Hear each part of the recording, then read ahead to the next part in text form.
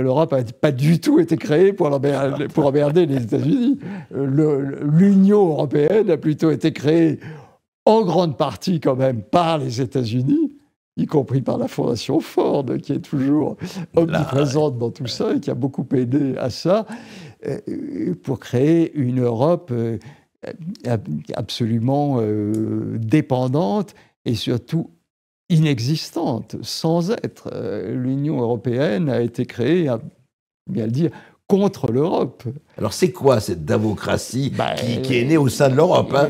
La démocratie, c'est la forme politique du remplacisme global. C'est selon l'expression de Sloterdijk, la gestion du parc humain, la gestion managériale du parc humain, c'est-à-dire une gestion de plus en plus, alors d'abord économique, un sorte de pan économiste, tout étant conçu pour des motifs économiques. Comme je pense que l'époque est celle du grand remplacement, restera dans l'histoire comme celle où ont eu lieu ce changement de peuple et ce changement de civilisation. C'est un nom pour ce qui me semble être le phénomène le plus important de notre époque, et de très loin, le phénomène essentiel, c'est-à-dire le changement de peuple et de civilisation.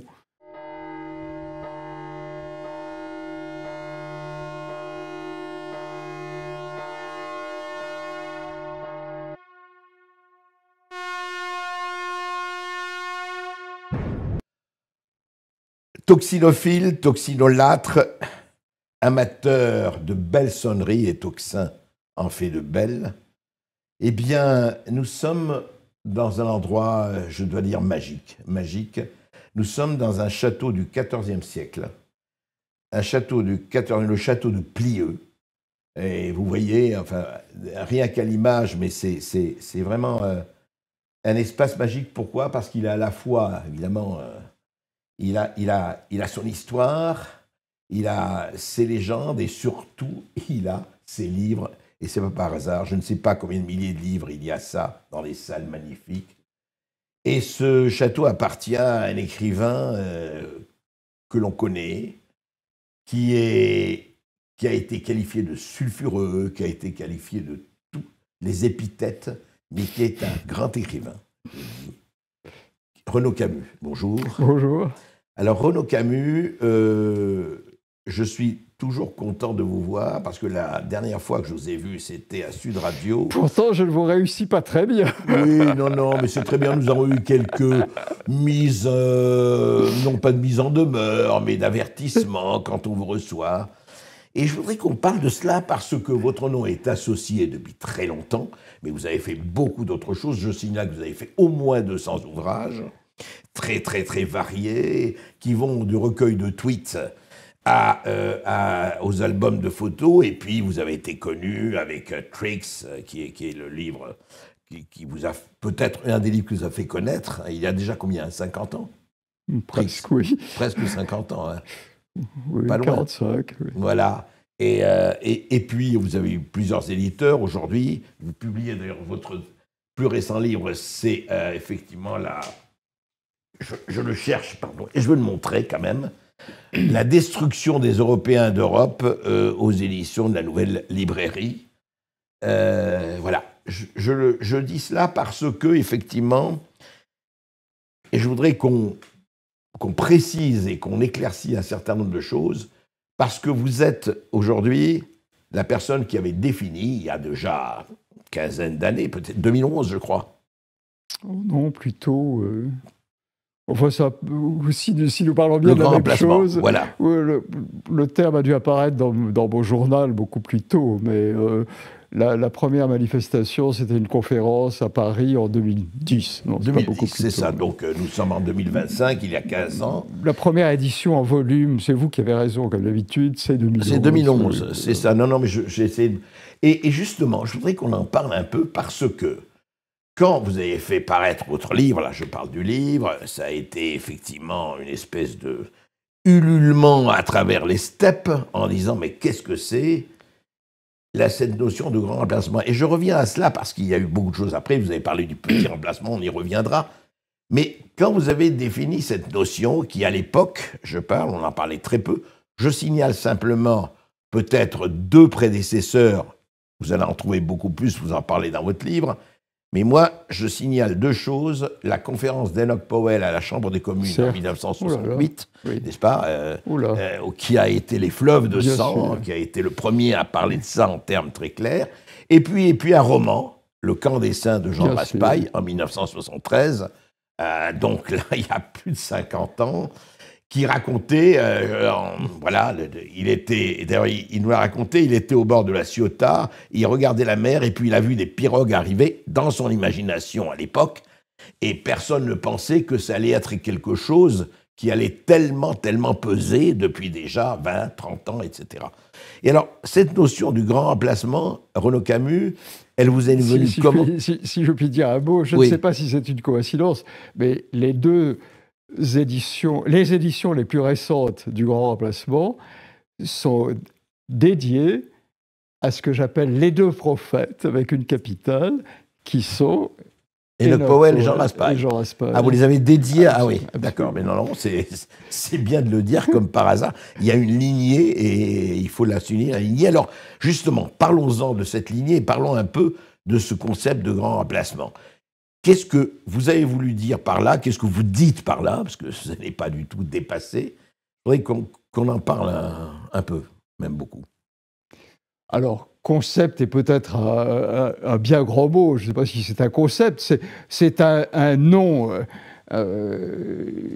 pour ce qui me semble être le phénomène le plus important de notre époque, et de très loin. Le phénomène essentiel, c'est-à-dire le changement de peuple et de civilisation. Dans plusieurs pays d'Europe occidentale, il y avait un peuple depuis des générations, depuis des siècles, et tout d'un coup, il y en a un ou plusieurs autres qui, en grande partie, les remplacent dans l'espace. Les remplacent même physiquement.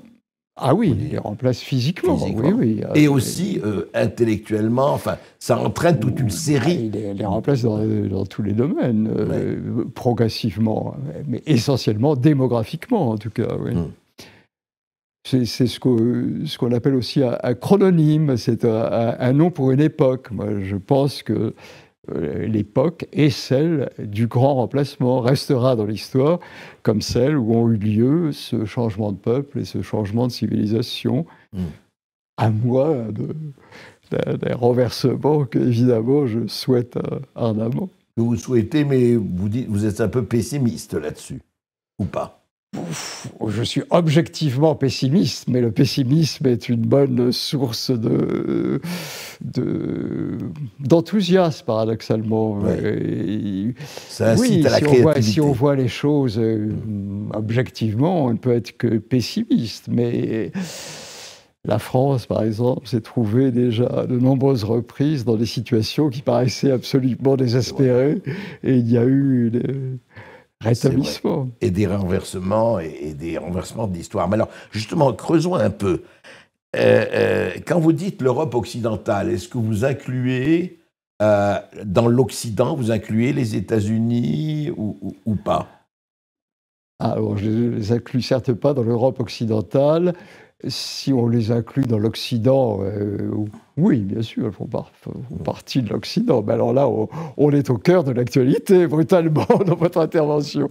Oui, non, mais justement, parce que je vais vous parler... Les cartes sont en train d'être redistribuées. Et oui, de façon voilà, parce qu'il y a des capitale. Redistributions bouleversantes, quand même, en ce moment. On le voit, vraiment bouleversantes. Qui ont au moins le mérite d'être passionnantes. Et vous savez, quelqu'un a dit, mais on va reparler, mais... Justement, c'est bien de mettre les cartes sur la table, c'est qu'un certain nombre de gens, dont notamment Jeffrey Sachs et puis d'autres personnes, ont dit que ce qui se passe depuis que Trump et Musk sont là, quel que soit ce qu'on peut penser d'eux, c'est aussi important que l'effondrement de l'URSS en 90.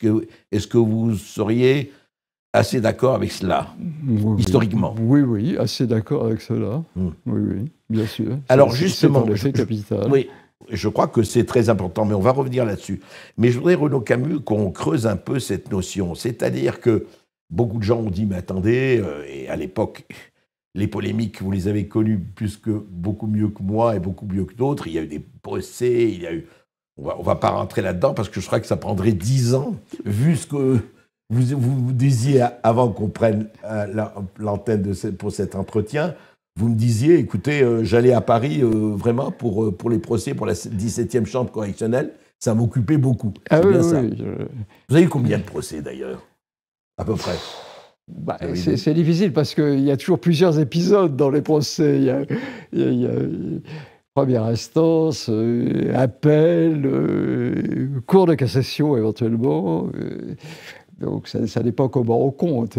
Alors c'était pourquoi? Parce qu'on vous reprochait de dire ce que vous avez dit par rapport, notamment, il y a eu d'autres sujets, mais par rapport à ça, par rapport à cette notion de grand remplacement. Oui, enfin, ça porte toujours sur des détails. Mais par exemple, il y a un point qu'on m'a beaucoup reproché et sur lequel je plaide mon innocence, mais j'ai bel et bien été condamné.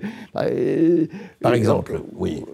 Ouais. Bon, alors, contrairement à ce que pensent beaucoup de gens, moi, je ne suis pas du tout obsédé par l'islam. Le grand remplacement, c'est un phénomène global qui m'intéresse en tant que tel.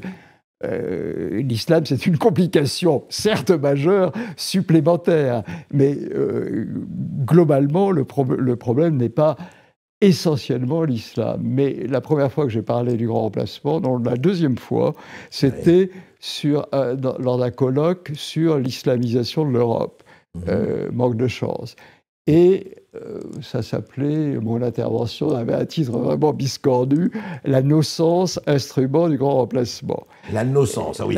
Déjà, alors, vous commencez à... Oui, la nocence, c'est ce dont l'innocence est le contraire. Le fait de nuire, je pense que... La nocence, c'est le contraire de l'innocence, c'est ça? Non.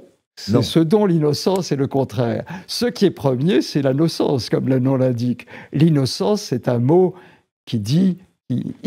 c'est le contraire de quelque chose. Mais alors, c'est quand quoi les gens disent « je ne comprends pas ce qu'est la nocence », mais ils parlent d'innocence tout le temps. L'innocence, c'est le fait de ne pas nocer, si je puis dire. Alors, comment vous définiriez la nocence? C'est quoi la nocence? Le fait de nuire, le fait globalement de nuire. Et moi, donc, je crois que ce qu'on appelle la délinquance est l'instrument de la conquête et de la colonisation. On dit qu'il n'y a pas colonisation parce qu'il n'y a pas d'armée. Mais l'armée, c'est la nocence. Je crois que envisager, d'ailleurs, de tous les problèmes aujourd'hui, quand on les envisage en dehors du changement de peuple, ça n'a absolument aucun sens. Les gens parlent de maintenant... On peut prendre 100 exemples, mais les gens parlent beaucoup de la lutte contre la drogue et contre la guerre des gangs et tout ça. Mais enfin, parler de ça absolument sans le rapprocher de la question du grand remplacement, ça n'a aucune espèce de sens. C'est parler absolument pour ne rien dire. Et lutter contre la drogue sans envisager la décolonisation, c'est aussi parfaitement vain. D'ailleurs, je trouve que la plupart des discours sont parfaitement vains dans la mesure où ils ne prennent pas en compte le phénomène essentiel. Moi, je crois toujours dans les émissions de télévision, il devrait y avoir, vous savez, de mon temps, de notre temps, il y avait ce qu'on appelle un carré blanc. Et je trouve qu'il devrait y avoir un petit insert qui dirait quel est le taux d'importance du grand remplacement, du changement de peuple, de quelque façon qu'on l'appelle, de la colonisation, du génocide par substitution, dans ce dont il est question. Que ce soit les attaques contre les professeurs, que ce soit la délinquance dans les sorties de bal. Alors, la sécurité, les bagarres au couteau, tout ça. Tout, absolument tout. Tout est lié, vous dites tout est produit par ce grand remplacement. Oui. Non, je ne dis pas que tout est produit par lui, encore que beaucoup de choses soient en effet produites par lui, mais je pense que son rôle est considérable dans la question. Je ne vois pas dans quelle question, sur quel sujet, son importance n'est pas majeure. Mais alors justement, Renaud Camus, creusons cela pour bien éclaircir. Restons sur le problème de la drogue, enfin du trafic de drogue, du narcotrafic et compagnie. Vous dites, voilà, or, est-ce qu'il n'y avait pas, il y avait déjà consommation, je parle général, je ne parle pas de Baudelaire et du hashish, bien sûr. Est-ce qu'il y avait déjà consommation avant le grand remplacement? Est-ce que ça n'existait pas déjà? Oui, bien sûr, il y a toujours eu de la drogue en France, il y a toujours eu un milieu où on se droguait, et un milieu, le milieu avec une capitale. Le pauvre milieu, oui, la French Connection et compagnie, vous voyez. Est un peu ridiculisé. Ça va changer totalement de proportion. Et ce dont il est question presque quotidiennement dans les médias, ces guerres de gangs, ces quartiers entièrement livrés au trafic, et où les gens... Ces zones de non-droit, ce qu'on appelle ces zones de non-droit, la question du grand... Essayer de parler de ça sans le confronter à la colonisation, ça n'a aucune espèce de sens. Les gens parlent pour ne rien dire. Alors pour vous, c'est quoi? Non mais c'est bien parce que creusons sur les... C'est quoi la colonisation que nous vivons actuellement? C'est quoi cette colonisation? C'est le phénomène de colonisation sans doute le plus avancé de l'histoire du monde. C'est 100 fois plus important. La France est aujourd'hui, à mon avis, 100 fois plus colonisée qu'elle n'a elle-même colonisé. Le phénomène essentiel de la colonisation depuis toujours, depuis l'Antiquité, le concept de colonisation apparaît dans l'histoire occidentale à propos de la Grande Grèce et de la Sicile. Ce sont des transferts de population. Des villes de Grèce décidaient un jour, on est trop nombreux, on va aller ailleurs et coloniser. L'essence de la colonisation, c'est le transfert de population. Or, les transferts de population aujourd'hui sont 100 fois plus importants dans le sens sud-nord qu'ils n'ont jamais été dans le sens nord-sud. La France, par exemple, a assez peu colonisé dans ce sens-là, sauf au Canada au XVIIe et au XVIIIe siècle, et en Algérie, où il y a eu des transferts de population. Mais par exemple, en Afrique noire, moi je ne le dis pas du tout pour diminuer la gravité éventuelle de la colonisation, mais il n'y avait pas de transfert de population dans l'Afrique noire française. Il n'y avait pas de grandes villes européennes. Il y avait des quartiers européens pour les administrateurs, les commerçants. Enfin, c'était insignifiant. Mais alors justement, en quoi ce transfert de population aujourd'hui, que vous dites massif et qui existe incontestablement de façon très forte, que ce soit venu d'Afrique ou d'Afrique du Nord ou de l'Europe ou d'ailleurs, en quoi c'est une colonisation? Parce que vous dites colonisation, quand on entend colonisation, on se dit, mais attendez, vous savez, Macron disait la colonisation française en Algérie a été un crime contre l'humanité, disait-il en 2017. Oui. Je crois que vous n'êtes pas tout à fait d'accord avec ça. Je ne suis pas tout à fait d'accord avec ça, mais je n'essaye en aucune façon de diminuer. Il y a des épisodes qui sont vraiment pas très brillants. On est bien d'accord. Mais en quoi c'est une colonisation, ce que vous dites aujourd'hui? L'essence de la colonisation, c'est le transfert de population. Or, le transfert de population est, je crois, peut-être pas 100 fois, mais il faudrait voir, mais peut-être bien en tout cas 20 fois plus important dans le sens sud-nord aujourd'hui qu'il n'a jamais été dans le sens nord-sud.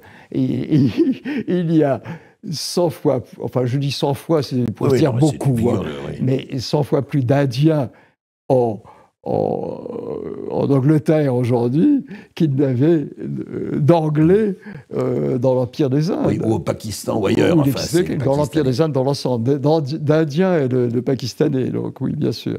Et vous dites la même chose pour la France. Alors justement... Et la même chose pour la France. Oui. Alors, qu'est-ce que ça induit, cette colonisation dont vous parlez, que vous utilisez, et on revient au grand remplacement? Qu'est-ce que ça induit? Qu'est-ce que ça amène? Qu'est-ce que ça a amené en conséquence? Vous le datez juste, vous, de quoi? De 50 ans? Il y a 50 ans à peu près? Oui, à peu près exactement 50 ans. Oui. Beaucoup de choses, énormément de choses se sont passées au milieu des années 70. Vraiment, vous parliez tout à l'heure de la chute du mur et de Trump aujourd'hui, mais vraiment les milieux des années 70 sont le moment... décisif qui va changer la face du monde. Le renversement des colonisations. Le renversement. Alors pourquoi au milieu des années 110? C'est-à-dire vous datez, qu'est-ce qui s'est passé à ce moment-là pour que ça bascule, selon vous, vers justement ce transfert massif de population et donc ce grand remplacement? Alors, on n'a vraiment que l'embarras du choix. Mais moi, je crois, alors ça, c'est pas très populaire comme opinion, mais je pense que l'un des facteurs essentiels est la proclamation, qui me semble absolument imbécile et fausse à tous les points de vue, de ce que j'appelle le dogme de l'inexistence des races. On dit que c'est scientifique, moi je veux bien le croire, mais les races n'ont jamais été une affaire scientifique, sauf dans l'imagination des pires racistes, des racistes au plus mauvais sens du terme. Mais les races sont une chose infiniment plus vaste, plus importante, plus complexe que... Oui, parce que dès qu'on parle de race, on va vous dire tout de suite, vous êtes raciste. Mais je crois que c'est là le point qui rend la résistance impossible à la colonisation. En effet, ce que j'appelle la seconde carrière d'Adolf Hitler, la carrière à l'envers d'Adolf Hitler, le fait que tous les mots qui ont été compromis par lui, parce qu'ils s'approchaient de lui, on vous les oppose dès qu'on les utilise, à très juste titre pour certains d'entre eux. Mais enfin, Hitler, c'était aussi une forme de gouvernement parmi d'autres dans le monde, et il y avait des termes indispensables à toute nation, la culture nationale, le peuple, la race éventuellement. Le terme de race était incroyablement plastique. Non, mais lui, on sait pourquoi et comment il l'a utilisé. Oui, mais vous dites qu'aujourd'hui... Mais du coup, tout ce qui a été utilisé par lui est devenu interdit. C'est ça. Et c'est ce qui permet ce crime épouvantable, ce que j'appelle le crime contre l'humanité du XXIe siècle, c'est-à-dire le changement de peuple et de civilisation. Il y a peu de crimes de pareille ampleur dans l'histoire de l'humanité qu'un changement de peuple, y compris perpétré par les gouvernements même des pays qui en sont victimes. C'est quand même une innovation. Il y a peu de tyrans dans l'histoire du monde qui ont eu comme idée de changer de peuple. Qui l'ont même financé, qui l'ont fait payer par les victimes, puisque la colonisation dont nous sommes l'objet est la première colonisation qui est entièrement financée par ses victimes. Oui, c'est un phénomène, je crois, inédit dans l'histoire. Il me semble qu'il est tout à fait sans précédent. Ouais. Oui. Et alors justement, comment vous expliquez le triomphe, il faut bien le dire, parce qu'encore maintenant, de cette réductio ad Hitlerum, qui continue de ravager, en tout cas d'exercer, alors là, ce coup, c'est nos sens, pour reprendre votre terme. Parce qu'elle était extrêmement utile à ce que j'appelle soit la davocratie, soit le remplacisme global, qui est ma théorie. Alors, je passe mon temps à dire que le grand remplacement n'est pas une théorie, et ce n'est certes pas une théorie, plutôt ciel que ce fût une théorie et rien d'autre. C'est au contraire un phénomène épouvantable, et un nom pour ce phénomène, ce n'est pas du tout une théorie, mais j'ai une théorie qui s'appelle le remplacisme global, c'est-à-dire le fait... Alors, c'est quoi le remplacisme global? Alors là, on a peut-être pour un moment, mais là, c'est une théorie, oui. Ouais. Je crois que le phénomène essentiel de toutes les sociétés modernes, c'est le remplacement, que le remplacement est le geste central de toutes les sociétés contemporaines depuis ce qu'on appelle couramment la deuxième révolution industrielle, c'est-à-dire une révolution américaine. La première révolution industrielle est anglaise, mais la deuxième est américaine, dont les deux pères fondateurs sont d'une part Taylor et d'autre part Henry Ford. Le Fordisme et le Taylorisme, oui. Le Fordisme et le Taylorisme. Et Taylor dit très essentiellement l'homme a été jusqu'à présent au centre de tout, ce qui implique quand même, enfin là c'est une parenthèse, mais jusqu'à présent c'est une façon de parler, parce qu'avant ça c'était quand même Dieu qui était au centre de tout. Oui, mais il écrit à peu près 20 ou 30 ans après la dite mort de Dieu nietzschéenne. Donc, après la mort de Dieu, entre guillemets, en effet, l'homme est au centre de tout. Et il s'en plaint, il dit désormais ce sera le système.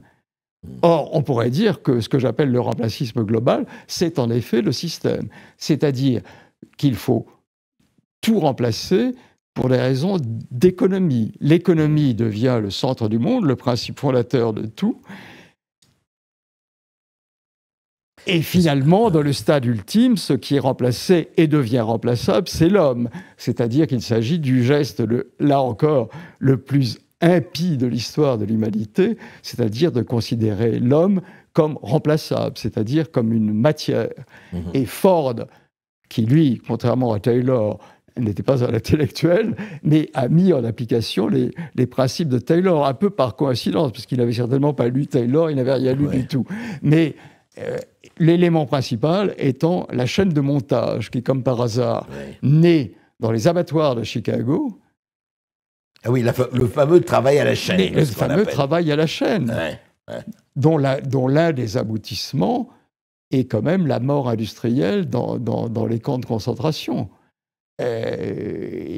Ford et que Chaplin a très bien décrit dans les temps modernes, d'ailleurs. Absolument, c'est une des grandes. Les temps modernes de Chaplin sont une des grandes représentations cinématographiques du remplacisme global.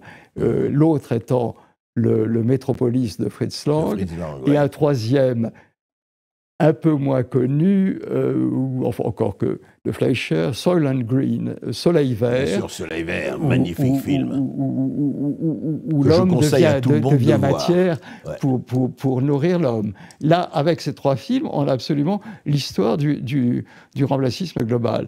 Or, ne pas oublier que et Taylor et Ford ont été des influences considérables et sur le communisme soviétique.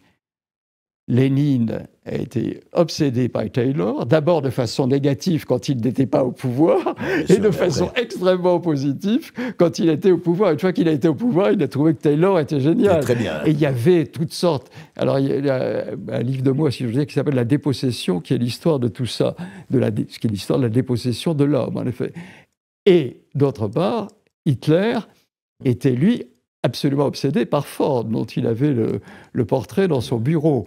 Et les deux totalitarismes, communisme et nazisme, étaient des américanismes dans une façon beaucoup plus large qu'on ne l'a imaginé. Et on ne voit pas à quel point ces deux systèmes étaient obsédés par l'Amérique. Il y avait des norias continuels de spécialistes, en particulier à Detroit et à Détroit et à Dearborn, auprès de Ford, par exemple, pour apprendre le système, y compris des soviétiques.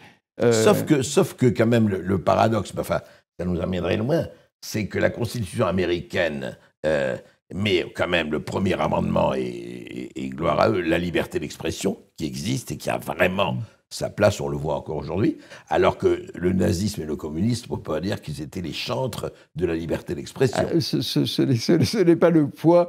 Non, non, quand je dis américain, je ne fais pas. Oui, vous ne parlez pas des États-Unis en tant que père fondateur, à 1776, il y a la Constitution.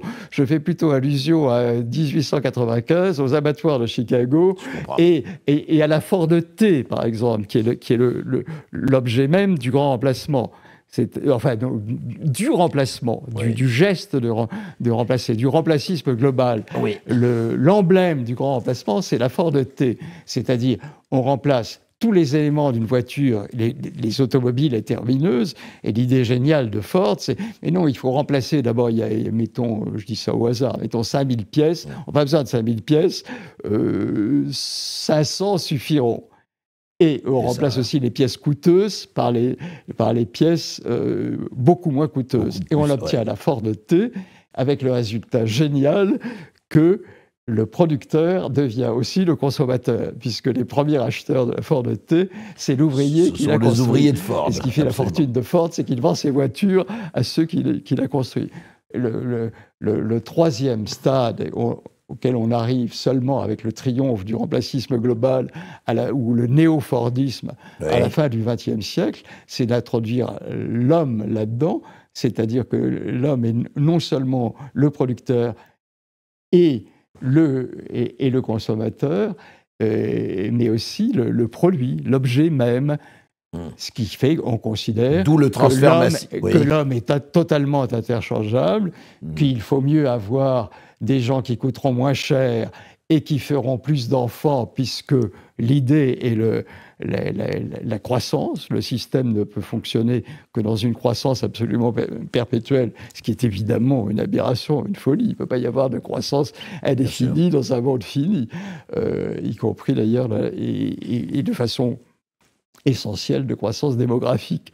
Et donc l'homme devient un produit interchangeable comme un autre, et on met tout ça en circulation. Alors c'est intéressant parce qu'il y a un paradoxe intéressant, enfin un paradoxe dans vos propos aussi, Renaud Camus. Vous dites d'un côté, effectivement, bon, Fordisme et Taylorisme, bon mentor ou gourou de Hitler d'un côté ou de Lénine de l'autre, ou des deux. Là, il n'y a pas encore de transfert de population massive, il y a un système qui se met en place, on est bien d'accord. Puis arrive ce que vous appelez le remplacisme global par les transferts de population. Simplement, il est quand même assez intéressant de voir que les remplacistes, ou en tout cas les globalistes, je dirais plutôt, on en reparlera, mais prenez par exemple un des conseillers de la démocratie, un des théoriciens de la démocratie, qui est Yuval Noah Harari, qui est le conseiller de Klaus Schwab du Forum économique de Davos.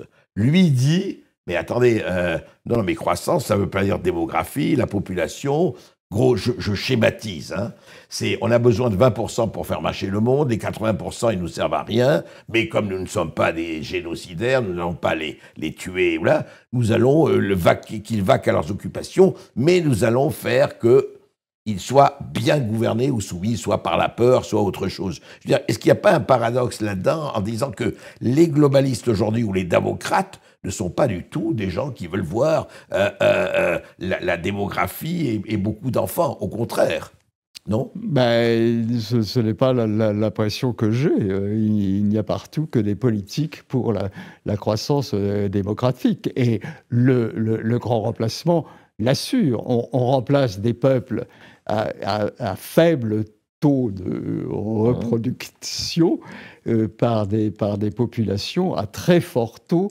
de reproduction. Oui. Mais justement, et les populations augmentent dans des proportions considérables partout. Oui, mais regardez quand même, quand je vous parle de paradoxe, un Olivier Orban, je parle d'Olivier Orban, je pense à l'éditeur, à Viktor Orban, donc le président de Hongrie. Aujourd'hui, c'est dans les textes, tout couple qui aura 3 enfants sera exempté d'impôt à vie.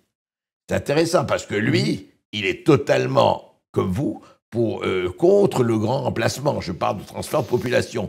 Donc vous avez aujourd'hui, quand même, un peu partout, il n'y a pas que Orban, une espèce de, je ne sais pas si c'est un sursaut, je ne sais pas comment il faut le qualifier, de gens qui disent non, il est temps maintenant que vous recommenciez à faire des enfants, vous tous, parce que sinon on va avoir les transferts de population encore plus grands. Donc vous voyez ce paradoxe nouveau là. Mais, parmi les anti-remplacistes, si je puis dire, il y a évidemment des écoles, des divergences, bien entendu. Et la plupart sont natalistes, ce que j'avoue n'être pas. Moi, je crois que pas la politique, l'attitude démographique des peuples occidentaux est parfaitement raisonnable. Ils sont dans une légère décroissance. Si on les laissait à eux-mêmes, ils seraient dans une légère décroissance démographique qui me semble être la sagesse même. Mais c'est totalement gâché par l'immigration de masse. Oui. Mais alors, d'aucuns pensent qu'il faudrait imiter ce que fait le conquérant. Mais non, le problème n'est pas du tout la démographie occidentale, qui me semble être la sagesse même. Le problème est la démographie absolument délirante des colonisateurs. Le problème non seulement pour les pays qui en sont victimes, mais pour l'ensemble de la planète. Donc, il me semble évident qu'il ne peut pas y avoir de croissance démographique infinie. Et d'ailleurs, on en voit bien les conséquences absolument désastreuses sur tout, y compris sur le paysage, le fait, la disparition de la campagne, l'industrialisation de la campagne, le fait qu'il y a des pays où toutes les villes se touchent. Regardez la Belgique, les Pays-Bas. Et puis même architecture, même concept, et la même architecture, bien sûr, puisque l'aboutissement du remplacisme global, c'est le pareil au même. C'est-à-dire que ce qui commande l'économie, c'est que les choses soient le moins différentes d'elles-mêmes possible. D'où les obsessions d'abolir toutes les différences. Alors, d'où le dogme qui me semble imbécile et criminel de l'inexistence des races, et maintenant on sent bien qu'ils sont passés à une autre obsession qui est le dogme de l'inexistence des sexes. Enfin, on voit bien qu'ils travaillent à ce que les... D'où le wokisme, enfin ce qu'on a appelé le wokisme et le genre. De différences sexuelles. Oui, la biologie n'existe plus, il n'y a plus de problème. Mais justement, ce qui est intéressant, et là c'est que ce concept donc de grand remplacement, enfin concept, disons, non pas cette théorie, vous l'avez dit, c'est le remplacisme qui est la théorie. Bon, mais aujourd'hui, comment vous réagissez? C'est quand même intéressant depuis quelques années. Eh ben, le grand remplacement n'est plus l'apanage de quelques personnes sulfureux comme vous qui sont en train pour les contempteurs, pas pour vos ennemis, oui, qu'est-ce que c'est, raciste, etc., etc., mais qui est repris, par exemple, un Éric Zemmour qui utilise aujourd'hui, même avant qu'il soit un politique, qu'il était un journaliste, le grand remplacement. Et puis intéressant, vous voyez, pas longtemps, quelqu'un qui ne peut pas soupçonner de droitisme exacerbé, qui est un Daniel Cohn-Bendit, qui parlait de Mayotte, et qui dit « Ah ouais, non, il faut cesser le grand remplacement à Mayotte ». Je crois que la situation de Mayotte est exceptionnelle, et qu'il ne faut pas discuter le problème du droit du sol et le problème idéologiquement. Il faut voir Mayotte. C'est pas la France. C'est pas, je veux dire, c'est ça qu'il faut pas confondre. Si on discute des problèmes de Mayotte, je suis tout à fait d'accord qu'il faut freiner et rendre impossible cette immigration qui est là vraiment, si vous voulez, un grand bouleversement, un grand remplacement de la population. C'est une vérité, c'est une vérité. Donc, moi, je suis pas aveugle et je dis oui, d'accord. Donc, voyons les propositions de Valls, Retailleau, Lecornu, Bayrou, et voyons le problème, c'est toujours la même chose. Est-ce que ça sera efficace? Si c'est efficace, c'est un rempart. Si c'est pas efficace, c'est pas un rempart, mais Marine Le Pen ne propose pas autre chose. C'est tout ce qu'il faut savoir. C'est tout ce que je dis. Bon, comment vous réagissez quand vous entendez cela? Avec beaucoup d'amusement, évidemment. Moi, je crois, évidemment, à la réalité du phénomène de grand remplacement, et même à son caractère qui devient indéniable. Enfin, j'ai longtemps parlé du bloc négationniste génocidaire, parce que alors, je crois que le grand remplacement est un génocide par substitution, mais en même temps qu'il faisait l'objet d'un négationnisme constant. C'est ce dont je parlais tout à l'heure, ces discussions à la radio, à la télévision, absolument absurdes surtout, où on ne parle pas du changement de peuple, qui est pourtant la raison essentielle de la plupart des phénomènes. Mais j'ai un peu abandonné l'expression bloc génocidaire et bloc négationniste génocidaire, parce que il n'y a pratiquement plus de négationnisme. La réalité du grand remplacement est admise par toutes. Alors c'est une notion très très singulière, parce qu'elle est criminelle quand on s'y oppose, comme c'est mon cas, et elle est absolument, au contraire, objet de toutes les approbations quand on y est favorable. Ça, c'est la version Mélenchon, par exemple. Mélenchon, il appelle ça la créolisation. C'est absolument la même chose. Et comme il y est favorable... Et vous dites que la créolisation, est-ce que la créolisation serait l'autre face de la médaille grand remplacement? C'est même la même face. C'est la même face, un autre nom pour la même chose. Il y a il y a toutes sortes de façons d'appeler le grand remplacement. Moi, je ne tiens pas spécialement au grand remplacement. On peut parler de colonisation, on peut parler de submersion migratoire, on peut parler de génocide par substitution. Mais justement, alors, c'est au centre de cela, Renaud Camus, c'est intéressant, parce que vous avez parlé de race et vous dites, attendez, les races, ça existe.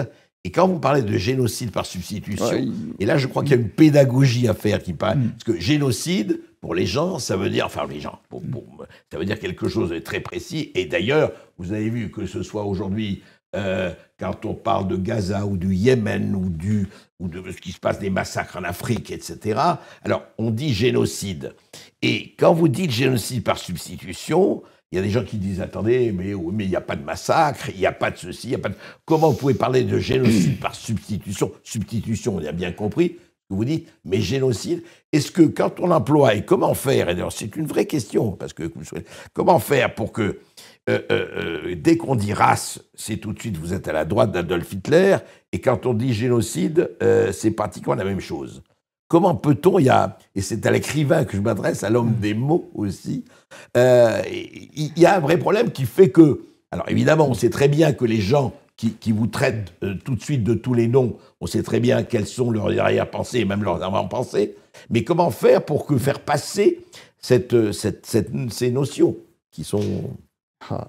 Pardonnez-moi, mais là, il me semble qu'il y a tellement de choses qui demanderaient une réponse que je ne sais plus très bien par où commencer. D'abord, un des éléments de la seconde carrière d'Adolf Hitler, c'est l'antiracisme, le plus jamais ça de l'univers concentrationnaire, qui est on ne peut plus légitime. L'horreur hitlérienne était tellement sans nom, tellement inimaginable d'abomination, que l'antiracisme était ce qu'il y avait de plus fondé, de plus légitime au monde. Et c'est cet excès de légitimité peut-être qui l'a rendu tout puissant. L'antiracisme est devenu l'idéologie la plus répandue au monde. Presque une religion. Oui, presque une religion. Et l'antiracisme, à mon avis, c'est totalement renversé. Aujourd'hui, c'est l'antiracisme qui est devenu génocidaire, puisque grâce au dogme criminel, à mon avis, de l'inexistence des races, il veut la disparition des races, c'est-à-dire, en plus c'est absolument contraire à toute écologie qui prétend se battre pour la biodiversité, mais la biodiversité, comme par hasard, s'arrêterait à l'homme, ce qui est imbécile. La biodiversité de l'homme, c'est aussi précieuse que celle des oiseaux ou des alligators. Oui, et moi, évidemment, je plaide, mais je reconnais que c'est difficile, puisque l'antiracisme a absolument changé de nom. Il faut que le racisme change de sens, pardon. Il faut que le racisme change de sens symétriquement et qu'il devienne ce que son nom implique, c'est-à-dire l'amour des races, de leur coexistence heureuse et pacifique. Et pas qu'une race est supérieure à l'autre, parce que quand on dit racisme, c'est ça. Mais pourquoi le mot racisme n'implique pas ça du tout? En tout cas, le mot race est le plus inscrit dans la littérature, la poésie. Il est partout dans nos lettres.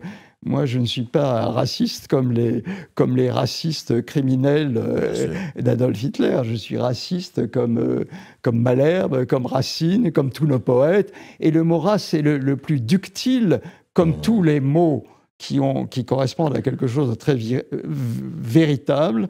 Plus quelque chose est, plus il est impossible de le définir. Il faudrait 20 définitions, et je ne suis pas sûr qu'elles y suffisent, pour définir la race, c'est tout. Mais la race, ça peut être les peintres du dimanche comme moi, ça peut être la race des avaricieux, la race des prétentieux, la race des...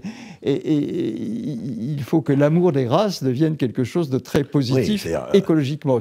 Nous sommes les seuls écologistes conséquents, comme je crois que nous sommes d'ailleurs les seuls antinazistes, les seuls antinazis conséquents. Mais en fait, autre chose. Pardon. Non, je vous en prie. Alors, le génocide par substitution, l'expression vient d'Aimé Césaire, poète noir et communiste, maire pendant 50 ans de Fort-de-France, et qui disait ça cette pourquoi, expression. lui? Oui. Alors lui, il disait ça, il trouvait qu'il y avait aux Antilles trop de fonctionnaires blancs venus de la métropole. C'était ça le génocide par substitution, ce qui me semble, bon, pas un terme polémique, mais peut-être un peu exagéré. Il me semble que l'usage... Presque raciste, vous diriez.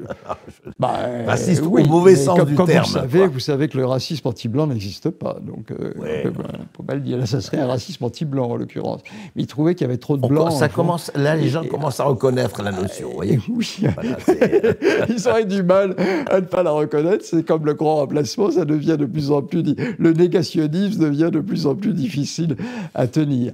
Mais, d'autre part, alors, il me semble que l'expression s'applique beaucoup mieux à l'Europe actuelle, et cela d'autant plus que le fondateur du terme génocide, Lemkin, qui écrivait à l'extrême fin de la guerre, même quand les camps existaient encore, posait bien que le génocide n'implique pas nécessairement le massacre et la volonté de faire disparaître un peuple par la mise à mort industrielle, par exemple. Ce n'est pas une condition du terme. Les peuples peuvent disparaître par effacement de leur mémoire, par déculturation totale et par substitution. Donc moi, je ne parle pas de génocide tout court, je parle de génocide par remplacement. Au fond, Milan Kundera, quand il parlait de la Tchécoslovaquie sous le régime soviétique, il n'utilise pas le terme, mais ce qu'il dépeint est bien une entreprise d'effacement de la mémoire, de la culture. Et le génocide par substitution, c'est ça, le fait que des peuples perdent tout lien avec leur histoire, avec leur identité, puisque le phénomène de grand remplacement, en plus, a la particularité d'être rétrospectif. Non seulement on n'existe pas, non seulement il n'y a pas de culture française, comme le dit notre président de la République, mais il n'y en a jamais eu. Et on voit bien l'entreprise massive de remplacement rétrospective, historique. Le fait que maintenant... Vous voulez dire dans les livres, dans les mémoires, dans les films. Dans les films, même Blanche-Neige devient maghrébine et le roi Arthur ou Lancelot du Lac sont noirs. Oui. Est-ce que vous pensez, justement, Roland Cali, parmi je dirais, comment on peut dire, les chevaux de Troie de ce remplacisme global, il y aurait le wokisme? Pour vous, le wokisme, ça fait partie de l'arsenal. Ah oui, le wokisme est un remplacisme global exaspéré, oui, poussé à son comble. Oui, bien entendu. Mais alors, ce qui est très intéressant quand même, et encore une fois, et heureusement, l'histoire est faite de contradictions, et le présent aussi, c'est que d'un autre côté, regardez par exemple, il y a des États identitaires, il y a quand même cette notion d'identité contre laquelle vous n'êtes pas, je pense. Vous êtes plutôt pour les identités, je pense. Oui. Moi, je n'emploie pas tellement le terme identité et identitaire. Pourquoi ? Pour des raisons complexes et philosophiques. D'accord. Moi, je suis pour l'être. Le principe du remplacement, c'est la substitution. C'est-à-dire la copie, le facsimilé, le faux. Le faux est consubstantiel au remplacisme global, évidemment, à ce qui est identique. Mais ce qui est identique, ce n'est pas tout à fait l'être. Je dois dire, je suis très influencé par Heidegger. Au fond, peut-être la plus grande influence sur moi, c'est celle de Heidegger, le Heidegger tardif, le Heidegger ultra-écologiste. Pas le Heidegger hitlérien. Non, pas le Heidegger hitlérien, enfin on ne va pas entrer là-dedans, mais qui me semble relativement secondaire d'un point de vue philosophique. C'est vrai. Non, mais je suis attaché à l'être plus qu'à l'identité. Je donne toujours les poilus de la guerre de 14 à Verdun en 1917. Ils n'étaient pas identitaires, ils étaient français. C'est-à-dire, ils étaient la chose. Qu'est-ce qu'être français? C'est ne pas se poser la question.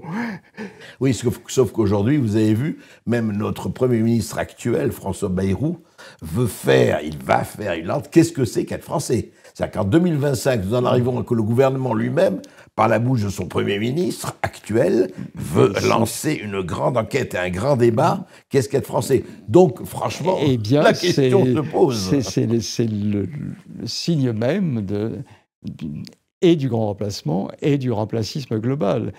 Je prends toujours le même exemple. Dans les années 70, j'étais un jeune auteur un peu répandu. Par exemple, j'étais constamment invité en Belgique.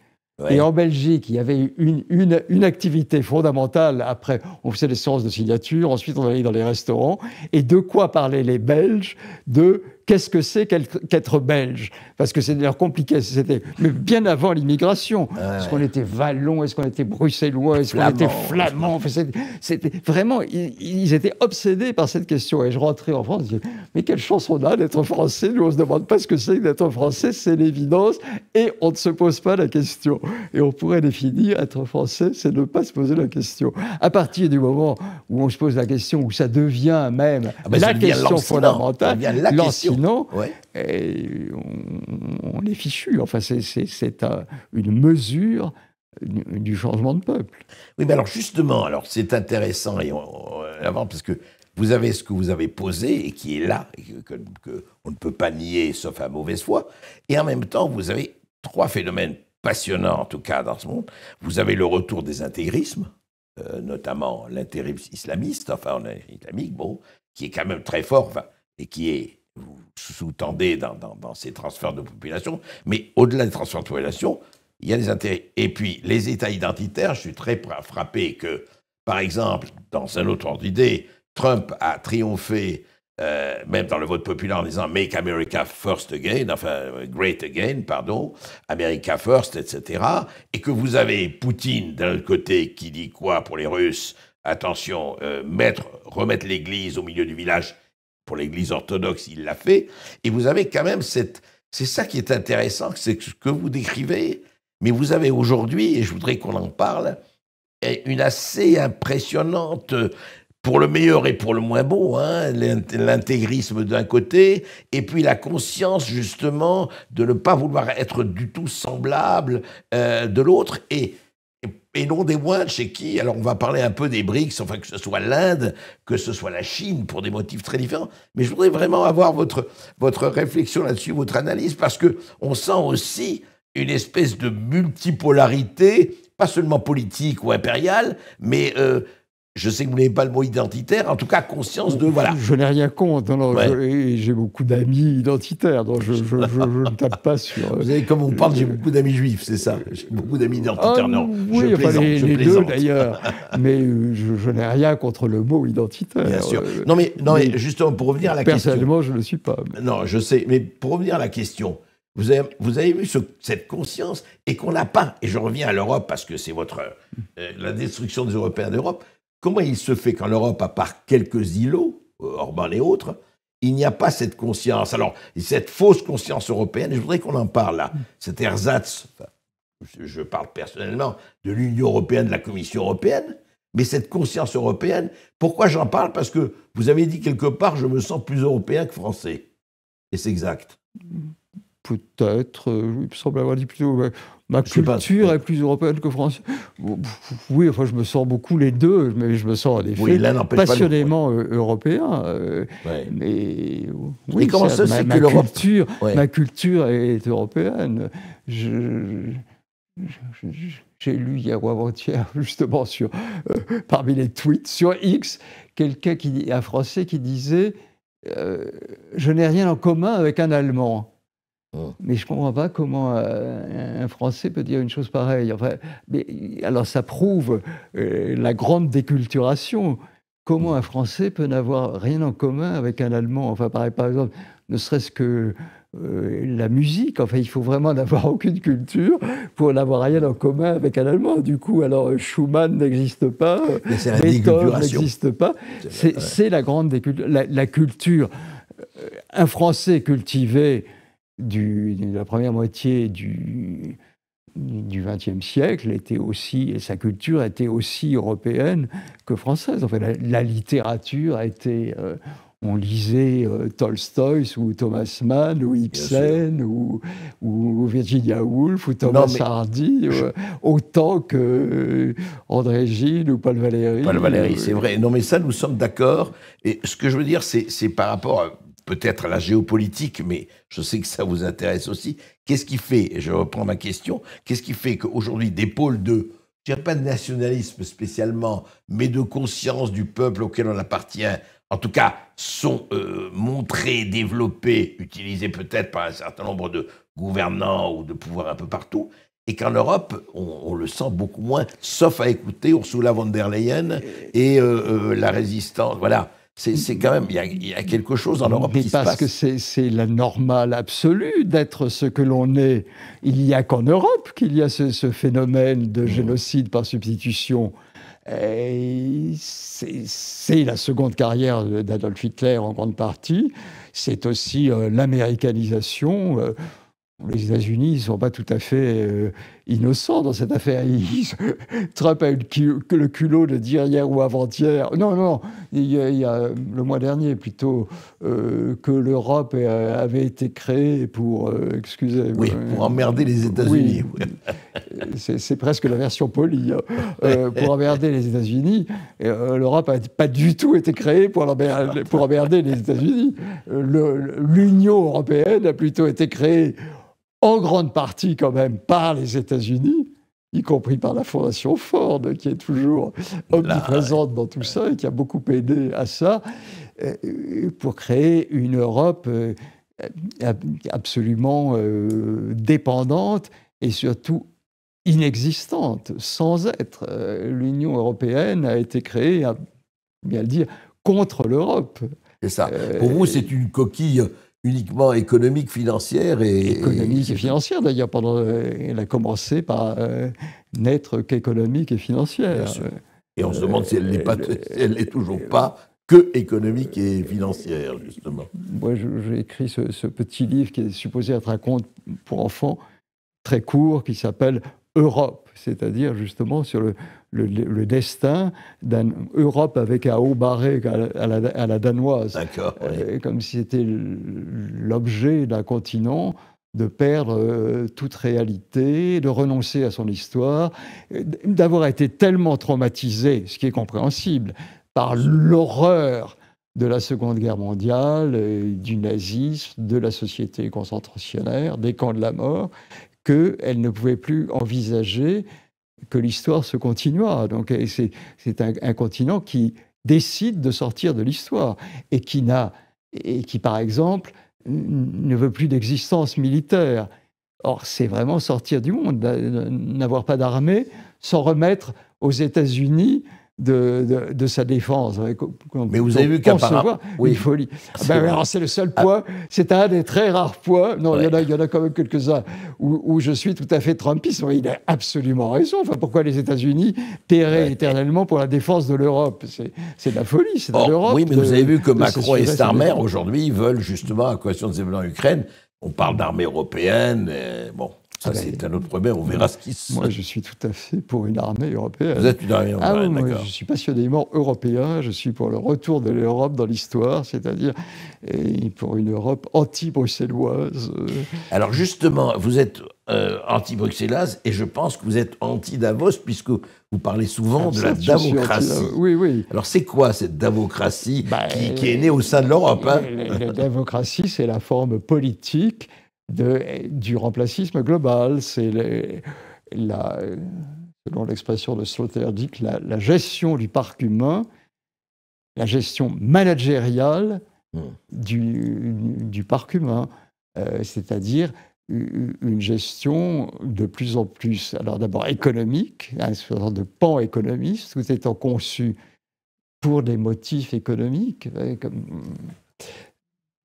il ne voit le monde que pour des raisons économiques. Enfin, en termes de marché. Les gens qui disent qu'il faut 3 millions ou 30 millions d'immigrés pour la santé de l'économie allemande ou la santé de... Mais c'est vraiment traiter les gens comme, voilà, comme des pièces de rechange. La pièce de rechange est l'élément central du remplacisme global. Ouais. Ensuite, on passe de l'économie à la finance. Ce n'est même plus une conception économique du monde, c'est une conception purement financière. Et puis, ça s'abstractise encore davantage. Il semble qu'on passe de la finance au néant, enfin, au pur numérique. C'est une conception managériale du monde et qui devient de plus en plus cybernétique. Et on en revient au système, ce que Taylor annonçait, le remplacement de l'homme par le système, la davocratie. C'est le taylorisme avec des implants. Oui, voilà. Un peu comme Lénine parlait des soviets de l'électricité. Très bonne définition.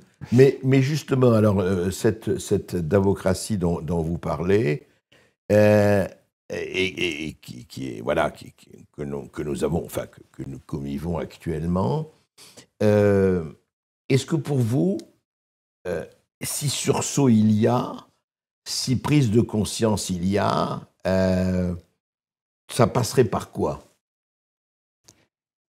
Alors, si on n'est pas désespéré, si on n'est pas pessimiste. Moi, je tiens beaucoup au thème de la colonisation parce qu'il implique sa solution. Sa solution étant la décolonisation. Tous les pays colonisés ont finalement été décolonisés, plus ou moins bien, plus ou moins heureusement, pas toujours de façon sanglante et militaire. Il y a quand même une majorité de décolonisations qui se sont passées relativement doucement. Et je crois que le destin des colonies est d'être décolonisées.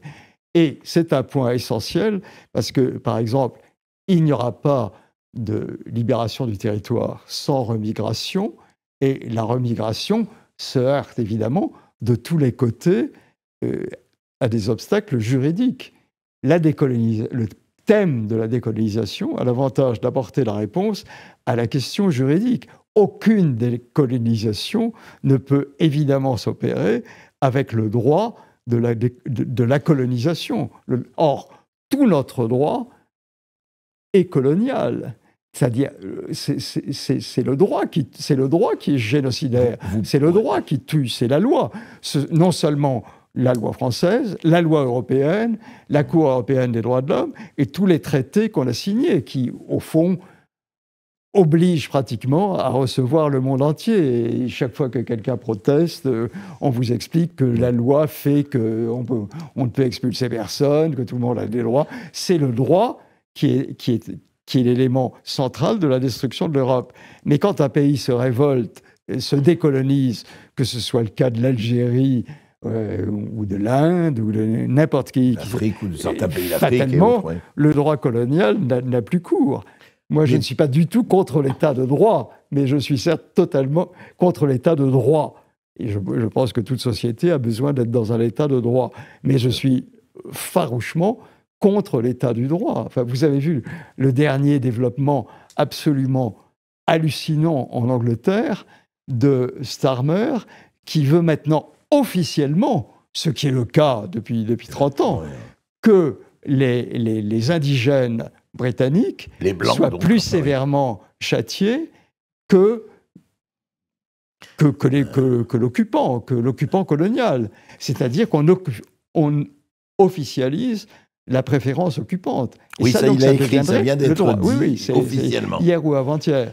C'est de l'officialisation du droit colonial.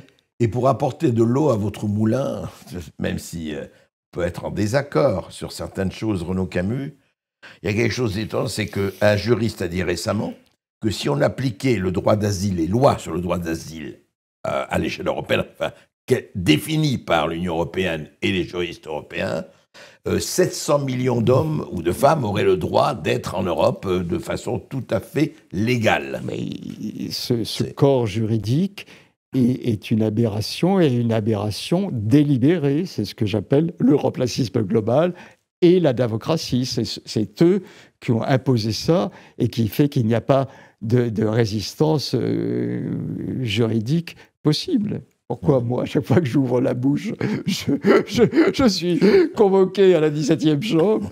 Et pourquoi je suis le Tamerlan ou l'Attila des chaînes de télévision et de radio qui perdent leur compte Va des rétros, Renaud Camus, Satanas. Le droit s'oppose absolument. D'abord, la liberté d'expression est une... Enfin, ça n'existe pas. Il n'y a aucune liberté d'expression puisque le phénomène essentiel, c'est-à-dire le crime de changement de peuple, et on ne peut même pas en parler.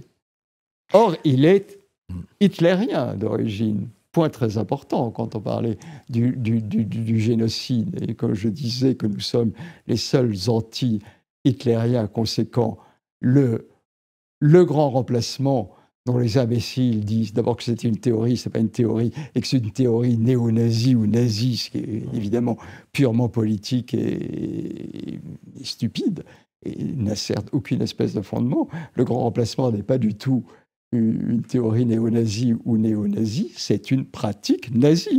C'est le nazisme qui a pratiqué le grand remplacement très officiellement. Enfin, alors, Dieu merci, il n'a pas eu le temps d'aller très loin parce que la défaite l'a empêché de continuer.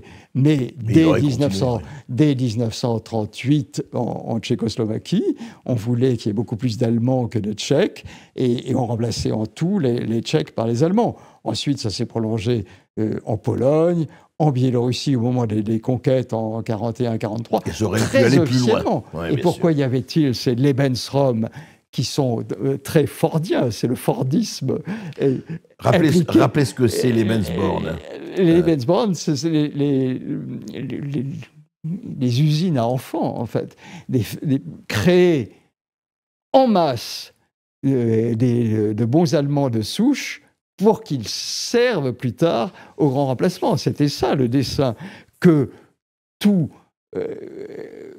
Hitler regrettait par rapport à Ford que lui, il n'ait pas un marché intérieur suffisant. Donc il fallait étendre et remplacer les populations. Les Juifs, bien sûr, mais aussi les Slaves en général, les Polonais, les Biélorusses, et même les Ukrainiens, tout le monde devait être remplacé. Est-ce que, peut-être, je vais choquer peut-être un certain nombre de gens, mais est-ce que vous diriez, sans assimiler et schématiser, est-ce que la gestation pour autrui, telle qu'elle existe aujourd'hui, est-ce que ce n'est pas une figure de cette espèce de mécanisation, de Fordisation? Bien entendu. Ouais. La gestation pour autrui, c'est les mères porteuses, enfin. C'est l'automatisation. C'est le remplacisme au sens le plus plat. On fait faire tout par... Même au fond, cette expression MeToo qui sert à beaucoup de choses très méritoires et utiles, mais enfin, l'expression MeToo, c'est le comble du remplacisme global, puisque le remplacisme, c'est l'imitation, c'est le faux, c'est le facsimilé, c'est la copie. Et c'est aussi le faux au sens commercial du terme. Mais l'idéal, c'est moi aussi. La devise du remplacisme global, c'est du pareil au même. MeToo, moi aussi, comme toi, je suis comme Sauf toi. que MeToo s'applique plutôt à un certain nombre de situations quand même assez pénibles et même criminelles, d'hommes ou de femmes, en tout cas, voilà. Oui, vous savez ça. Bien sûr. Non, il faut le rappeler. Mais je crois l'avoir rappelé. Ces conséquences sont parfois, on ne peut plus légitimes et même très utiles. Mais le fait que ça s'appelle MeToo voit bien à quel point ça s'inscrit dans la passion de l'imitation, le mimétisme qui est au centre du remplacisme global, c'est-à-dire que tout soit pareil, qu'il n'y ait pas de différence. Et le MeToo sert aussi quand même au fait qu'il y ait moins de différence, que les femmes, et parfois de façon très légitime, il y avait des centaines de cas où il est bien qu'il n'y ait pas de différence. Et ce qui est intéressant, est-ce que vous soulignez, moi j'appelle ça, Vous savez, cette espèce de complicité objective, si on veut, j'aime pas ce mot, mais il a été employé à tort et à travers, entre la racaille d'en haut et la racaille d'en bas. Je m'explique. Oui, la racaille d'en bas, on sait, les incivilités, etc. Enfin, et la racaille d'en haut, c'est eux qui, économiquement, trouvent du monde. Parce que, j'allais vous dire ça, moi, ce qui me frappe dans certains arguments, y compris des gens qui disent progressistes de gauche, c'est la télévision, quand on commence à parler, justement, d'immigration et des problèmes d'immigration, de danger d'immigration. Et j'ai entendu, il faut le dire, par exemple, l'ancien ministre de la Justice, Éric Dupond-Moretti, puisqu'il a dit à la télévision, « Oui, mais qu'est-ce que vous feriez? Vous croyez que, alors, pour ramasser vos ordures, pour faire votre ménage, pour faire les tâches, quand vous feriez s'il n'y avait pas les migrants ?» C'est quand même quelque chose d'intéressant. C'est qu'on vous donne comme argument que, ah oui, mais qui ferait les travaux dont personne ne veut, dont les Français ne veulent pas, s'il n'y avait pas des gens qui étaient là? Et c'est considéré comme un argument extrêmement fort. Ah ben, la colonisation implique aussi un colonialisme en pantoufle, dans le sens européen, qui traite les gens, là encore, comme des matières qui sont à leur disposition. Quand les restaurateurs disent qu'ils ont besoin de 300 000 immigrés pour faire la plonge et pour servir, ils mettent cette exigence purement économique de survie de leur restaurant sur le même pied que la survie de la nation et de la civilisation. Oui, mais on peut changer de peuple, ça n'a aucune importance, pour que les restaurants... je dirais de façon un peu provocante, mais vraiment, on s'en fiche des restaurants. Oui, les restaurateurs, ils vont être contents, les restaurateurs, de vous entendre. Bah, non, mais... D'accord, il y en a beaucoup trop, la plupart sont exécrables. Je ne sais pas pourquoi le restaurant est devenu l'idéal. Chaque fois qu'il y a une diminution des revenus, ce que disent les gens systématiquement, c'est ah ben oui, mais ça va nous faire 3 restos par mois en moins, 3 sorties au resto, comme ils disent. Non. Je ne sais pas, le vrai problème est le problème de la... si intéressant. C'est vrai, le problème, c'est autre chose, c'est vraiment le problème de... Beaucoup, vous le savez, des millions de Français vivent au-dessous du seuil de pauvreté. Et ça, c'est un vrai problème, mais qui est différent et qui n'est pas du tout le même. Mais pour revenir à ça, quand même, cette espèce de... Au fond, moi, ce qui me frappe, et je voudrais avoir aussi... c'est qu'il y a 40 ans, et vous le savez, c'est très intéressant de parler de ça, il y a eu 2 choses. D'abord, en 1840 ou 50, Karl Marx envoie une adresse aux travailleurs polonais en disant « Ne venez pas en Angleterre, parce que ce sont les patrons qui veulent que vous veniez en Angleterre pour casser les salaires. » Et qui l'a dit autrement, c'est connu, on l'a vu, Georges Marchais, à l'époque, secrétaire du Parti communiste, en 82, il disait « Il faut stopper », à l'époque, il y a 40 ans, l'immigration clandestine comme l'immigration officielle, premier secrétaire du Parti communiste français, et il disait parce que c'est utilisé par les patrons pour casser les salaires. Est-ce que c'est toujours le cas, à votre avis? Bon, alors, assez curieusement, j'ai l'impression que le président ou secrétaire général du Parti communiste actuel, Fabien Roussel, est en train de revenir à des sentiments à ses voisins. Enfin, il donne certains signes d'un certain anti-immigrationnisme, lui aussi. Il n'est pas loin de parler de grands remplacements. C'est la prochaine étape, apparemment. Il n'y est pas encore. Non, il n'y est pas encore. Il n'y est pas encore. Enfin, si Cohn-Bendit y arrivait, Fabien Roussel peut bien y arriver aussi. Cela dit, je pense que le fait indéniable que le patronat est venu faire venir une main-d'œuvre bon marché n'est plus l'élément capital de l'immigration de masse. Et du regroupement familial, quand même. Oui, bien sûr. Oui, ça jouait un rôle extrêmement important. Et le regroupement familial continue d'agir en ce sens. Mais ce n'est moins pour un travail bon marché et pour lutter contre l'influence des syndicats indigènes, par exemple. Ce ne sont pas des travailleurs que le pouvoir démocratique veut importer. Ce sont vraiment des consommateurs. Ah oui, on sait que c'est le consommateur. Ah oui, c'est le consommateur qui est l'objet de désir de la démocratie. Alors, l'objection est évidemment, il dit, mais on fait venir des gens, absolument, ils n'ont pas un sou, pourquoi ils vont même pas consommer. Mais alors, c'est une vision très élémentaire de la consommation. D'abord, ils n'ont pas un sou, si j'ose dire un peu brutalement, ils auront le vôtre, puisqu'on voit bien que les transferts sociaux sont en fait des transferts raciaux. On passe de l'occupé à l'occupant, du colonisé au colonisateur, ainsi qu'il est normal dans tout système de colonisation. Mais la consommation, c'est pas seulement ça, c'est la consommation publique. Plus on est nombreux, il faut construire, par exemple. C'est pour ça, d'ailleurs, que la colonisation est catastrophique aussi d'un point de vue écologique, parce qu'elle augmente l'artificialisation des sols. Il faut construire indéfiniment, il faut faire des routes pour aller aux bâtiments qu'on a construits, il faut des autoroutes parce que la population croît, il faut des écoles pour les millions d'enfants qui vont être faits par l'occupant, il faut des hôpitaux, bien sûr. Donc, la consommation, il ne faut pas voir ça seulement au sens individuel. La consommation, c'est la croissance économique par la croissance démographique. Mais en même temps, je dirais, c'est un autre problème, et qui est lié. En même temps, il y a l'autre aberration, qui est l'aberration de l'écologisme punitif. Et Dieu sait s'il y a des ravages. Et vous savez très bien, par exemple, moi je suis très frappé, et là c'est pas une question de transfert de population, les indigènes, donc les Français de souche, quand vous parlez des indigènes, je dis ça pour qu'on soit clair, quand on vous dit que vous n'avez plus le droit dans les zones à faible émission de venir en ville parce que vous polluez, parce que vous avez encore une voiture thermique, et que vous n'avez pas les moyens de vous payer 40 000 € une voiture électrique, excusez-moi, où on va là aussi?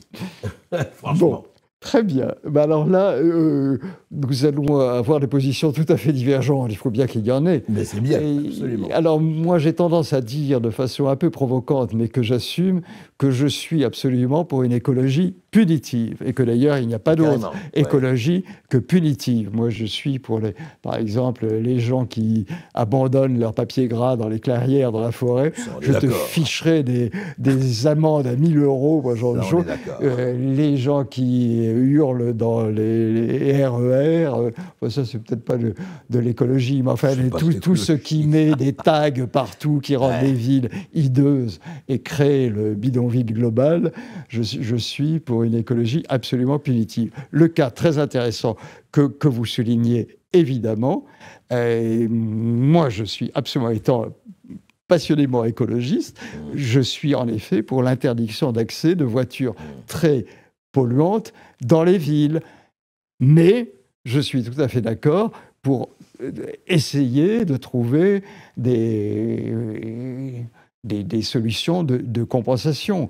Mais je pense que l'objection sociale à l'écologie, c'est ne prend pas la mesure dramatique de la situation écologique. Mais là, que les voitures polluantes soient interdites dans les villes, je trouve ça très bien. Maintenant, ça implique évidemment qu'une société qu'on ne laisse pas juste donne des voitures non polluantes aux gens qui en ont besoin et qui ne peuvent pas se permettre d'acheter des voitures non mais polluantes. Juste là-dessus quand même, parce que c'est intéressant, parce que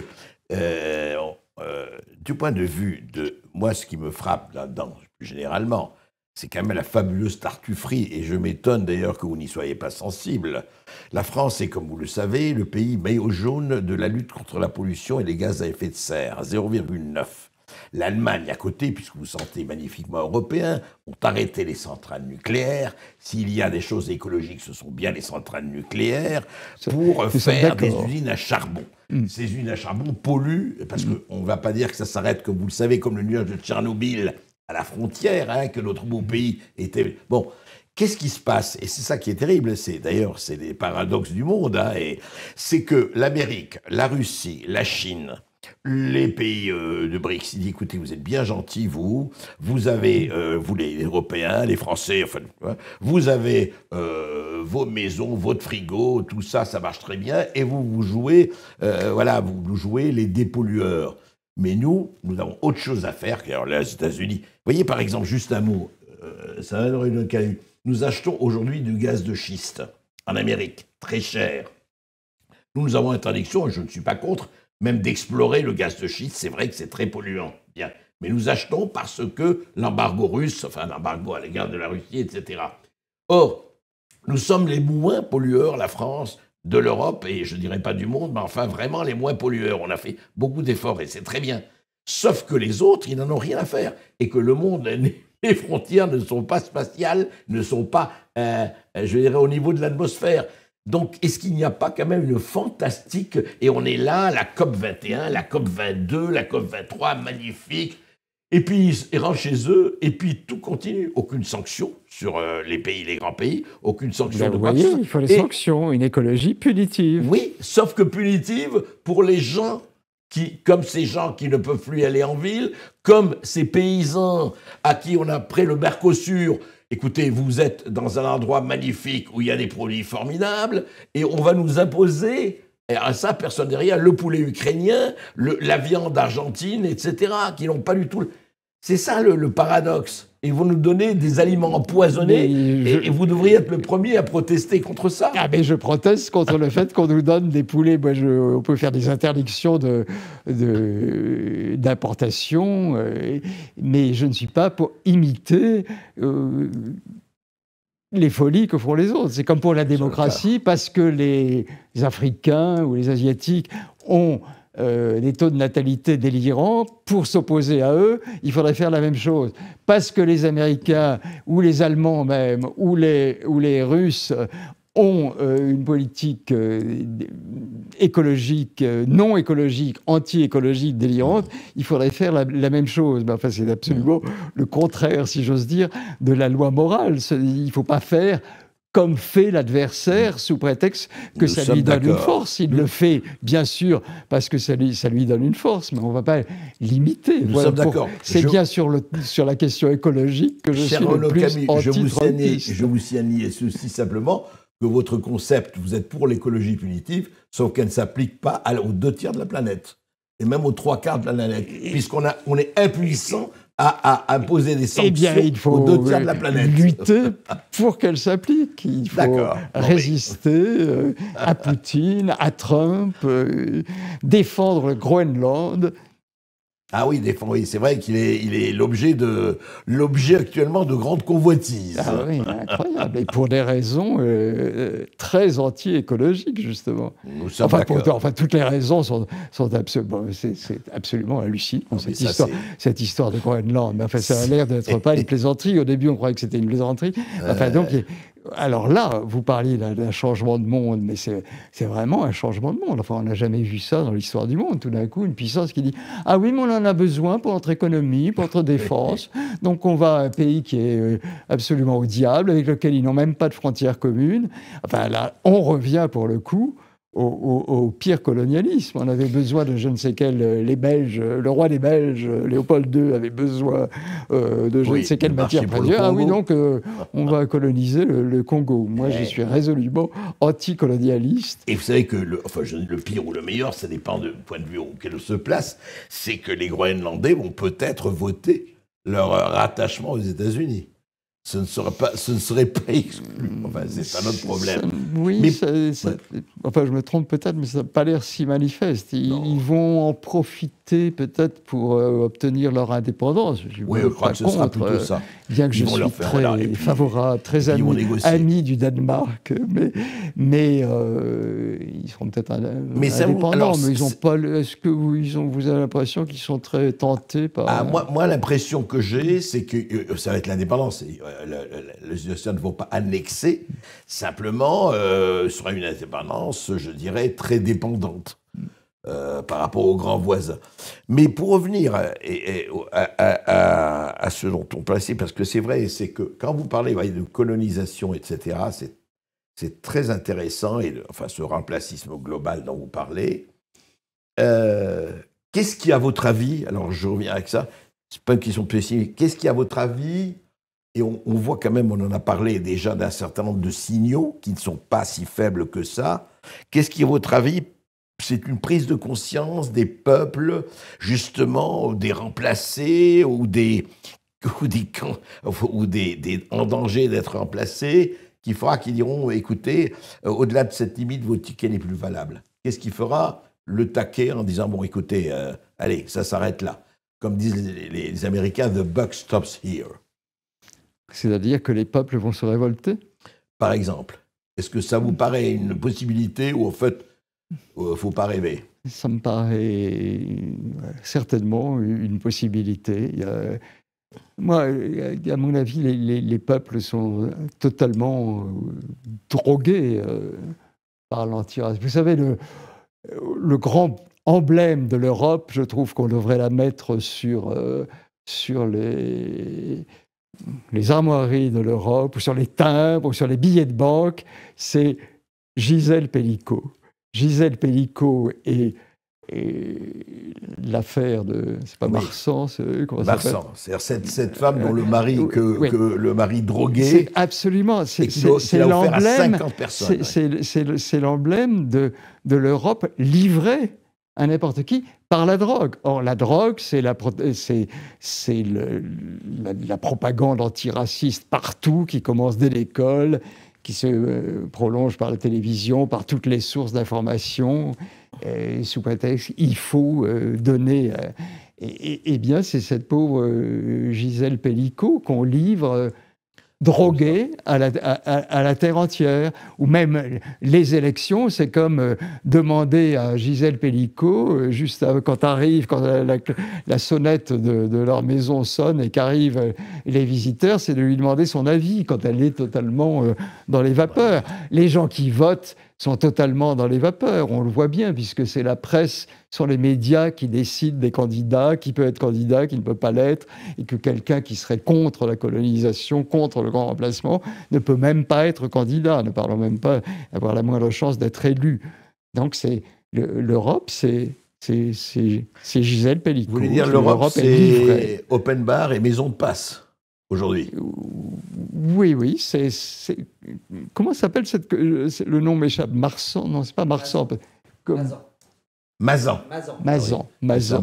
J'étais pas trop loin. Oui, c'est l'Europe de Mazan. C'est l'Europe livrée. Ça, je crois très fortement à ça. Alors, il n'y aura pas de réveil sans désintoxication, mais un accident peut toujours survenir. Regardez ce bonhomme, le mari de Pélicaud, il met les caméras sous les jupes des femmes dans une grande surface, il est pris sur le fait, on découvre les films, peut-être que... Et la victime se rend compte qu'elle a été victime...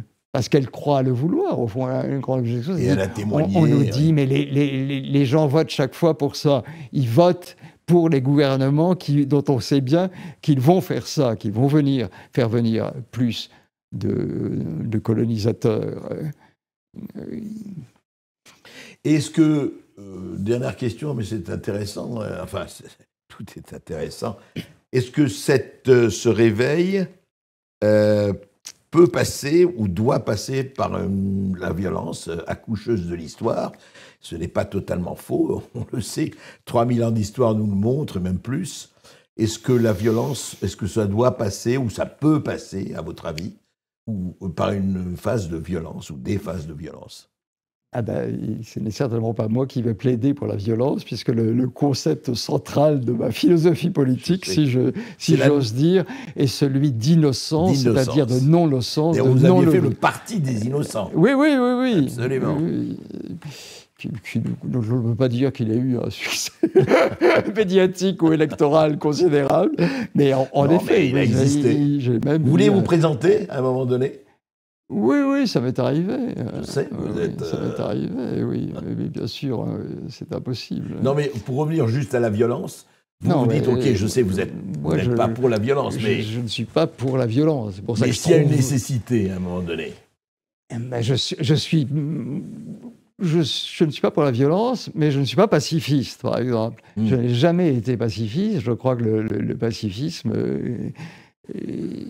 mène toujours aux pires catastrophes. Vous voyez, les pacifistes de l'entre-deux-guerres, ils ont tous terminé à Vichy. Tout à fait, oui. Non, moi, c'est clair. Et je suis pour la révolte décoloniale. Et alors, la révolte décoloniale, elle peut prendre éventuellement une forme militaire. Quand je dis que je ne suis pas pour la violence, je suis contre les attentats, contre les meurtres de masse dans les mosquées ou des choses comme ça. Je suis évidemment farouchement contre ça. C'est pour ça que je trouve un peu fort de café qu'on me reproche qu'un cinglé ou un criminel, en tout cas, tue des musulmans dans des mosquées. Moi, j'ai toujours été...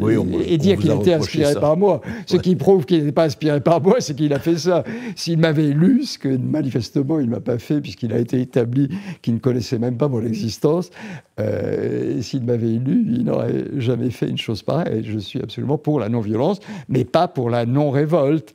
Et la révolte décoloniale, elle peut prendre éventuellement... en effet, une forme militaire. Ça ne serait certes pas une guerre civile. Voilà, on parle de guerre civile. Une guerre civile, c'est admettre la légitimité de la colonisation. Oui. Parler de la guerre civile. Les guerres civiles, c'est à l'intérieur d'un peuple, entre deux factions d'un peuple. Là, si on parle de guerre civile, on admet qu'il n'y a qu'un seul peuple. Le drame, c'est pas qu'il y ait qu'un seul. Il n'y a pas un seul peuple. Il y a plusieurs peuples. Il y a un occupé et un occupant, un colonisé et un colonisateur. Donc, on ne peut pas parler de guerre civile. On ne peut absolument pas parler de guerre civile. Enfin, si, éventuellement. Je vois que tout le monde entier va finir par venir avoir ces guerres civiles en France. On peut concevoir je vois que des Afghans tuent d'autres Afghans. Et s'il y a une guerre civile en Turquie, mettons, entre les partisans d'Erdogan et du maire, il pourrait y avoir une guerre civile en Allemagne. Les guerres par procuration. Oui, les guerres par procuration, et puis surtout sur le terrain des autres, c'est très commun. Oui. Ah oui, c'est quand quitte à avoir des guerres civiles, on l'a vu avec le Liban, autant les avoir ailleurs. Oui, absolument. Le Liban, oui, quand même, c'est pas vous que je vais dire ça, mais c'est quand même le paradigme, l'un des paradigmes essentiels de notre sort. C'est vrai, c'est vrai. Et je vais vous poser une dernière question, et par rapport à ça, pas tout cela, Renaud Camus, c'est très intéressant. Je rappelle vraiment, lisez les livres de Renaud Camus, lisez-le, parce que la chose la plus importante dans le monde, quelles que soient vos opinions, il faut lire, et il faut lire aussi des gens qui ne sont peut-être pas d'accord avec vous, et avec lesquels vous ne soyez pas d'accord, parce qu'il y a, quand il y a du fond, quand il y a du style, eh bien, on ne passe pas sans ça, on ne contourne pas cela. Et je sais que vous avez été quand même très marginalisé. Est-ce que vous avez, franchement, souffert, en tout cas, éprouvé le fait que, allez, je dirais, les 3/4 des médias existants... 3/4, c'est peu dire. C'est peu dire. Je dirais plutôt 9/10. Est-ce que vous allez faire de cette espèce d'invisibilisation qu'on vous a asséné depuis d'ailleurs plusieurs dizaines d'années, parce que vous étiez un écrivain, et vous êtes toujours un écrivain très apprécié, des connu littéraire, etc. Bon, voilà, une des figures littéraires, très bien. Et puis d'un coup, avec justement ce grand remplacement, et puis les autres, et le petit remplacement, que nous avons évoqué quand même, même si on n'a pas parlé du petit remplacement, vous avez été d'un coup, lui, attention, ce pelé, ce galet, d'où vient tout le mal, on ne le connaît pas. On vous attaquait, oui, mais aussi on vous ignorait. Qu'est-ce que ça a changé pour vous, Renaud Camus? Ah bah, ça a forcément changé beaucoup de choses. Et bon, je suis obligé de reconnaître que ce n'est pas très agréable. Les campagnes de harcèlement, les diffamations, les choses abjectes. On vous a attaqué très, très bas. Oh, oui, voilà, ça n'arrête pas. Et les procès, et un statut enfin, c'est ce que Tocqueville appelait la mort civile. Vous serez à mort parmi les... Et je suis un peu, un mort vivant. Mais alors, je ne dirais pas que c'est désagréable, mais je pense que peut-être c'est moins désagréable pour moi que ça ne l'aurait été pour beaucoup d'autres gens. Ça me gêne peut-être un peu moins, parce que j'ai très peu de besoins sociaux. j'aime vivre à la campagne, je suis assez heureux dans ma vie privée, je suis Vous bien vivez comme vous ici, avez envie de vivre, enfin, c'est votre je cohérence. vis un peu comme j'ai envie de vivre, oui. Donc, je crois que j'en souffre moins que d'autres qui seraient plus sociaux et qui auraient plus besoin De passer un peu partout. De passer un peu partout. Quelquefois, quand on voit des émissions littéraires à la télévision, on dit au bois, je ne passe pas par là. Vous savez, il y a une chose que j'aimais beaucoup c'est le maître de Santiago. À un moment, quelqu'un a dit, quand on voudra faire honneur à un homme, on lui dira: vous n'avez pris aucune part aux affaires des Indes, c'est-à-dire vous n'avez pas été compromis dans tous les agiotages. Et moi, un peu par la force des choses, je n'ai pris aucune part aux affaires. C'est vrai.